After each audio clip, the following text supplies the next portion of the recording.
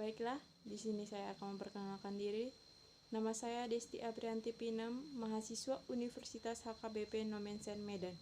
Di sini saya akan membawa video tentang dampak COVID-19 terhadap bangsa Indonesia, pendidikan sekolah, maupun perguruan tinggi. Untuk saya membuat video ini untuk memenuhi tugas bahasa Indonesia. Bagaimana dampak COVID-19 terhadap bangsa Indonesia? Di tahun 2020 ini merupakan tahun yang sangat kelam bagi negara-negara di seluruh dunia termasuk Indonesia. Dikarenakan timbulnya sebuah virus COVID-19 atau bisa disebut virus corona yang berbahaya ini. Selain mengancam nyawa, virus ini juga mengancam perekonomian. Imbas dari masuknya virus corona ini ke Indonesia menyebabkan perekonomian di Indonesia memburuk. Dikarenakan perekonomian Cina juga turut memburuk dan Indonesia adalah mitra perdagangan terbesar Cina pada tahun 2019. Sampai saat ini negara kita tidak dapat menerapkan sistem lockdown seperti negara-negara lain. Tim pakar gugus tugas percepatan penanganan COVID-19, Wiku Adhisa Smito, menyampaikan alasan mengapa pemerintah Indonesia tidak menerapkan lockdown atau karantina wilayah. Hal itu berkaitan dengan keadaan perekonomian rakyat, karena di Indonesia banyak yang bekerja mengandalkan upah harian. Itu menjadi salah satu kepedulian pemerintah agar aktivitas perekonomian dapat tetap berjalan. Untuk itu, pemerintah menghimbau kepada masyarakat untuk melakukan pembatasan interaksi sosial atau social distancing terkait dengan adanya penyebaran COVID-19.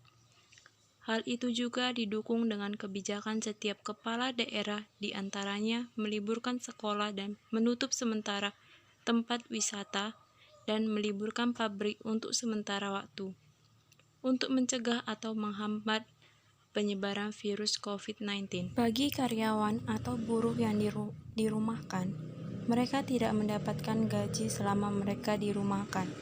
Akibatnya, keadaan perekonomian para karyawan atau buruh tersebut memburuk. Keadaan ini menyebabkan peningkatan jumlah pengangguran. Walaupun hanya sementara, tetap saja bagi karyawan yang dirumahkan mereka kehilangan pekerjaan dan sumber penghasilan mereka untuk sementara waktu. Bagaimana pengaruh pandemi COVID-19 terhadap dunia pendidikan sekolah? Tak terkecuali bidang pendidikan ikut juga terdampak kebijakan ini. Keputusan pemerintah yang mendadak dengan meliburkan atau memindahkan proses pembelajaran dari sekolah atau madrasah menjadi di rumah membuat kelimpungan banyak pihak. Ketidaksiapan stakeholder sekolah atau madrasah melaksanakan pembelajaran daring menjadi faktor utama kekacauan ini. Walaupun sebenarnya pemerintah memberikan alternatif solusi dalam memberikan penilaian terhadap siswa sebagai syarat kenaikan atau kelulusan dari lembaga pendidikan di saat situasi darurat seperti ini. Peralihan cara pembelajaran ini memaksa berbagai pihak untuk mengikuti alur yang sekiranya bisa ditempuh agar pembelajaran dapat berlangsung. Dan yang menjadi pilihan adalah dengan memanfaatkan teknologi sebagai media pembelajaran daring. Penggunaan teknologi ini juga sebenarnya bukan tanpa masalah. Banyak faktor yang menghambat terlaksananya efektivitas pembelajaran daring ini. Pertama, penguasaan teknologi yang masih rendah. Kedua, keterbatasan sarana dan prasarana. Ketiga, jaringan internet yang tidak memadai. Keempat, biaya. Itulah faktor-faktor yang menghambat terlaksananya efektivitas pembelajaran daring di rumah. Bagaimana pengaruh pandemi COVID-19 terhadap kegiatan perkuliahan? Hal ini sebenarnya tidak masalah bagi perguruan tinggi yang memiliki sistem akademik berbasis daring. Namun, akan menjadi problem bagi perguruan tinggi yang belum memiliki akademik berbasis daring ini. Namun setiap kegiatan yang dilakukan pasti memiliki dampak positif dan negatif, yang begitu juga sistem pembelajaran online yang mulai diterapkan beberapa negara pada saat ini termasuk Indonesia sendiri. Kuliah online dilakukan untuk memberikan kesempatan kepada seluruh warga Indonesia untuk menikmati pendidikan di mana saja yang dia suka. Dampak COVID-19 terhadap pembelajaran perguruan tinggi. Pertama, banyak orang yang salah mempergunakan waktu belajar online atau kurang memanfaatkan belajar online.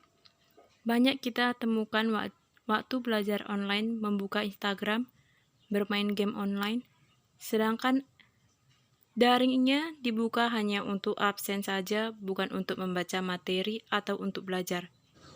Kedua, tidak adanya bimbingan oleh orang yang ahli, maka banyak siswa yang melakukan pembelajaran tersebut tidak maksimal. Mungkin hanya ada satu target yang ingin dicapai mahasiswa tersebut, seperti absen. Kalau sudah absen, ya sudah, tidak ada upayanya untuk mencari pembelajaran dalam online tersebut. Kurangnya niat belajar mandiri seperti ini dapat berdampak pada materi yang tidak dipahami oleh mahasiswa. Dan saat masuk kembali untuk mengikuti ujian atau pembelajaran lagi, mahasiswa ketinggalan dan tidak paham dengan materi tersebut.